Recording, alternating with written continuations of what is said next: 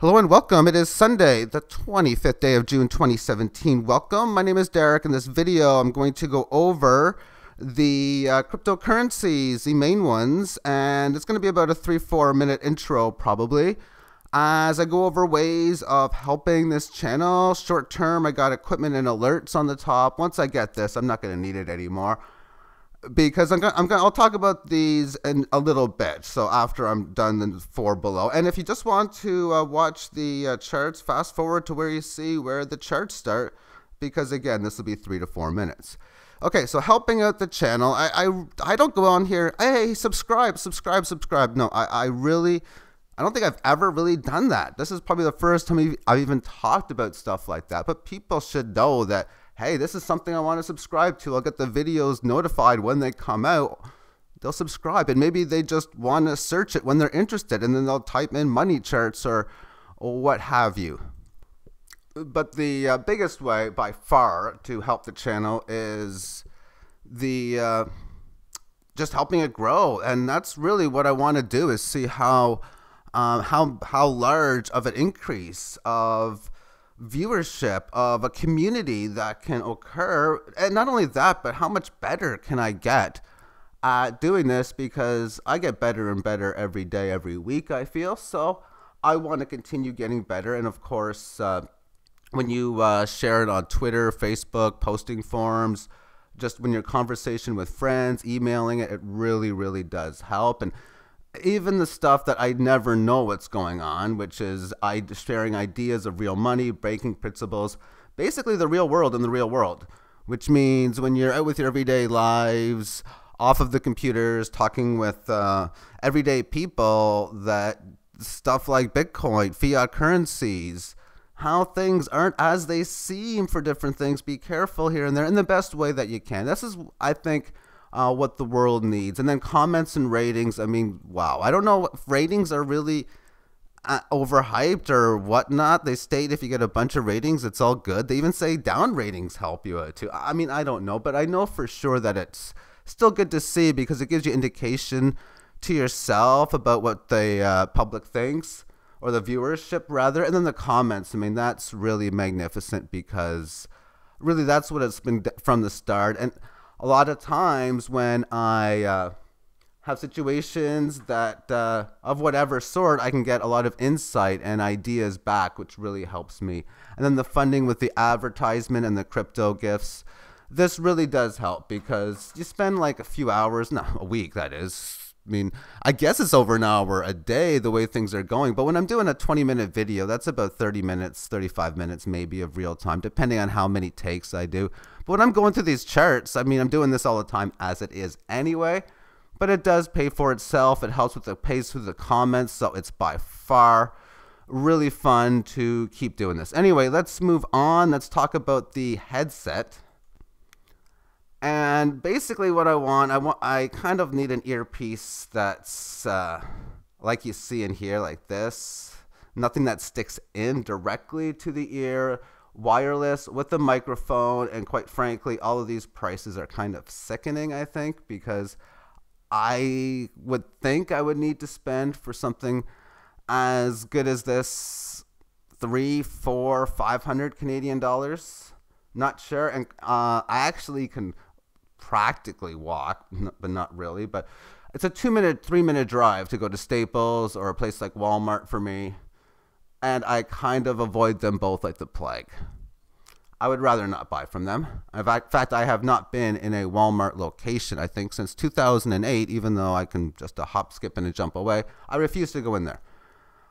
I would probably want to order online, I would guess, but I want something that could plug into a cell phone, plug into a computer, and I could walk around like many feet away from the device. So I could literally like lay on the couch like 8 feet away from a computer and do these videos. And I'm not kidding. It's like be so much easier. And if anyone has any ideas, let me know. I put an alert in with the trading view. I'll show you what the alert is on Bitcoin, and it hasn't come up yet. But it only lets me put in one at a time on the free plan. But when reading, a pro gives you 10, which is something I would think a free plan would give you. But 10, really? Okay. Pro 30, you know what? That's barely much at all.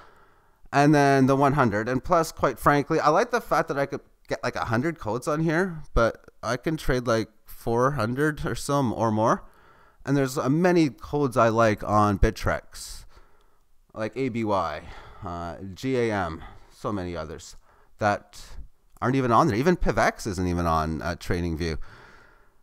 So it really makes it difficult to say, yeah, I'll pay for that service. Although I don't mind helping out if it was better, but I would probably need more than what they consider a whopping 100 alerts. As I'll talk about that right now as we move in the charts for situations why you would have them.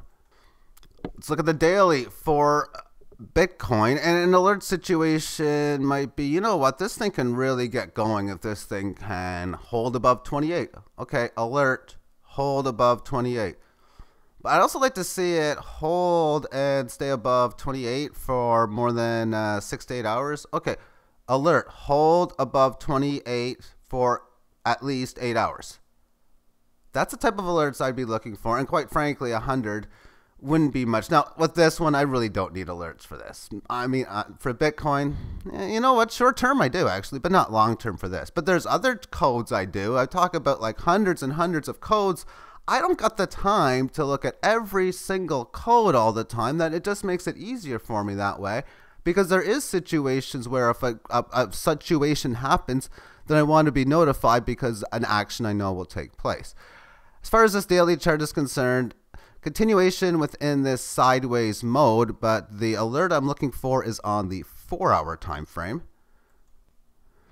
And within this, I mean, I completely missed this. I mean, I shouldn't be missing this. I'm not shorting here. I'm not shorting here, which is another way of saying selling for US dollar tether with the intention of buying back. However, it's in a situation where after this move, it has found support within, well, it doesn't matter where it finds support, really. As long as it has a decent move below the band, which is the case, it manages to go up to the 18 average of highs and is starting to head lower at this stage. So there's really a couple areas or places in which I would want to consider a bet. That's what I look at, a wager, for it to go down. Number one is around 1277, which is only about 4 basis points away. That's the early indication, because that would have been like the early indication in like somewhere here. And then the next one is the break of key support. Now this one was a huge, huge one I don't like to do, because that's just a big move from here to here. I would rather buy the book, which is what this one's looking like. And it's not that big of a move from here down to here. Now, if price action goes below here, yeah, you're in an area where you were previous support. But you ask yourself, does it got a decent chance of coming in and maybe testing into the 23s even? 24 flat, after all. If I think I can bet for it to go lower at, say, 25.70, and I'm looking to, say, get back in at 24, then that's a basis point difference of about 170 on 24. So I look at that as about 6% or so. And I realize that as far as my risk is concerned, this is something playing the traditional school of trading as I look at it. Where's my risk? Well, my risk would have to be somewhere above here, which is close to 27 even, 26.80. And when you're going on a level of 25.70-ish or so, that's another 100-point difference. So you have to be right close to half the time to make it worth it. So it's something I probably would put a small wager on, but I need to see it go a little bit lower right now. And then if you're just shortening it out a bit because you're trying to find a move in the near term, the 5-minute time frame has this decent support level that, yeah, if it does make a move somewhere into here, you know, it really wouldn't surprise me if maybe another leg would come towards the downside. But this is nothing more than a wager, something I would put no more than 1% of my portfolio value on as just a wager, if not closer to 0.7, 0.5% of my portfolio. Just a little bet, because that when I put like 80 different codes or 60 different codes up, I'm looking to get as many small bets as I can. And then if it's good enough, a larger one, and this isn't even close, not even maybe, something where I'd want to just unload a whole bunch of Bitcoins for. Moving on to Ethereum, which in the US dollar, still holding on to this support, hanging in within this 18 average, albeit at the lower end. Obvious downtrend. And we'll take a look at a shorter term time frame. And the 4-hour, and this is a situation where maybe this is now the time, where if you're looking to sell for a scalp, which is what I'm trying to do, just a small amount, or short the market. You've established this massive support level, even back in here. And the continuation of the lower highs that have come in, but it's leaving the band after this move and few period correctionary move. Right now, price action at 292, falling from 3. Where does it have the potential to go down to? Well, expanding it out, the first obvious place is in here, which is practically this place where it came from. And then a little over 220 is this range, and of course the upper end in at the number. So if there's any type of correction, the first place that I'd be looking at would be such. And then I have to say, okay, how about Fibonacci? We got this high, but is that the key low? You can't tell just because there could be a low, maybe a little key below it, but I'll verify. Back to a side note with Bitcoin, I just got my alert. It has broken down below this support. So I put a small wager in for both Ethereum and Bitcoin for sell orders with the intention of buying back later. If it goes down, that portion becomes a winner and I get a bit more Bitcoin back. If I have to get back at a loss, then I would get a little less Bitcoin back. Hence, a bet. The same warning signs painting through within the Ethereum Bitcoin cross as this previous support level tested in here. Very small rally. Small sell-off at this stage too. The next key support I think would be the even 10 number if it's going to fall. Basically what I did is I just sold a little bit, and the exact same amount of Bitcoin value that I sold, it's a very small bet, I'm going to try to buy back, meaning I sold 0.43 ethers. Now looking to buy 0.48-ish or so in here. So that's just a very small little play. Let's move on to the next chart, ETC. And the classic version is doing pretty good, actually, as it's holding in there in an up day against Bitcoin, doing well against the dollar as the entire crypto market, at least as of an hour ago, the rest of them weren't doing so well, and they're not doing so well with Ethereum lately. But here, there's this resistance of many occasions, having a few occasions now of support while it's still rising within this barely rising 18 average, that is. Correctionary phase, but holding in there.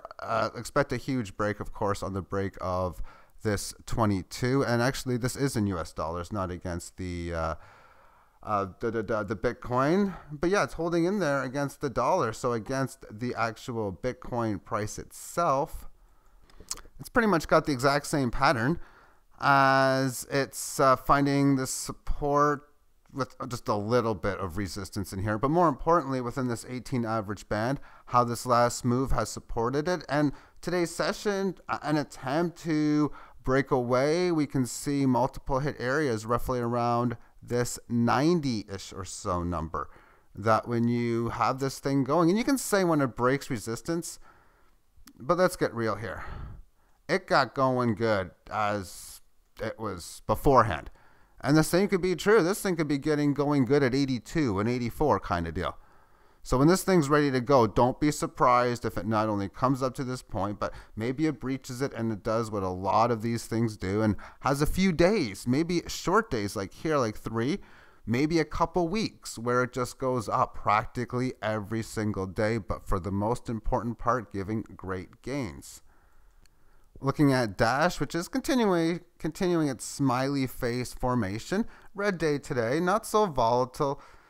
It's still supporting this area where it resisted, but more importantly, this area in here still holding the key 18 average. And it's maybe breaking an uptrend. However, I mean, the 18 average is more important. I mean, it's not like that's too big of a deal, but the important thing again, breaking above resistance.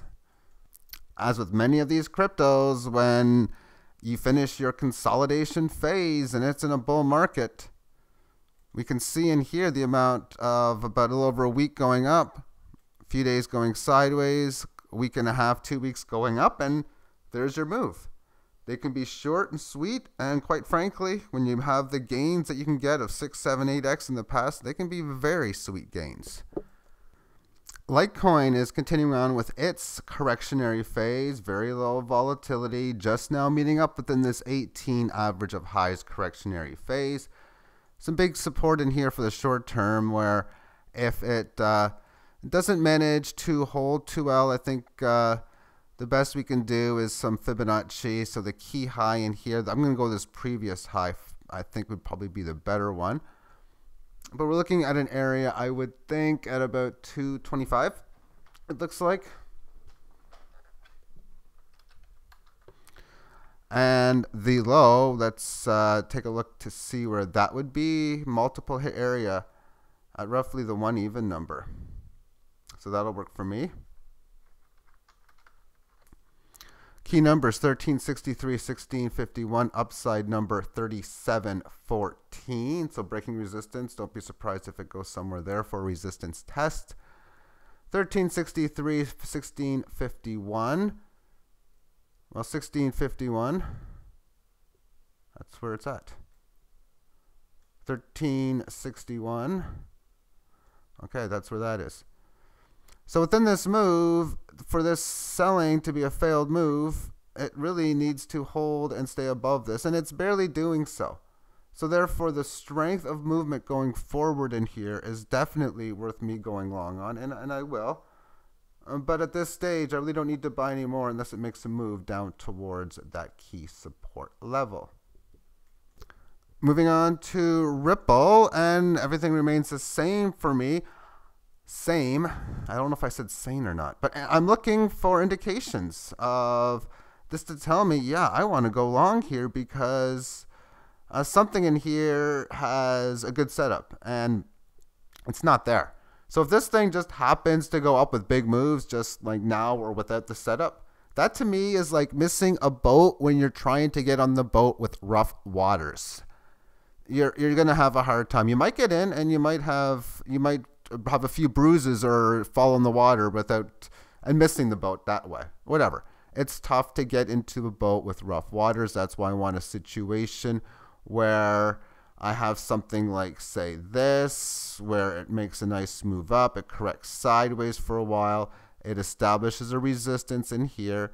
And that's not as rough of waters. It's a rough chart, so no matter what, I look at it that way.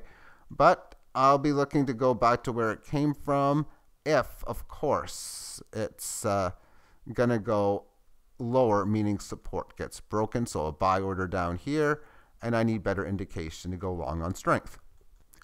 Zcash or Zcash is having a hard time right now as it's slowly grinding its way lower, finding more tests within this key support level.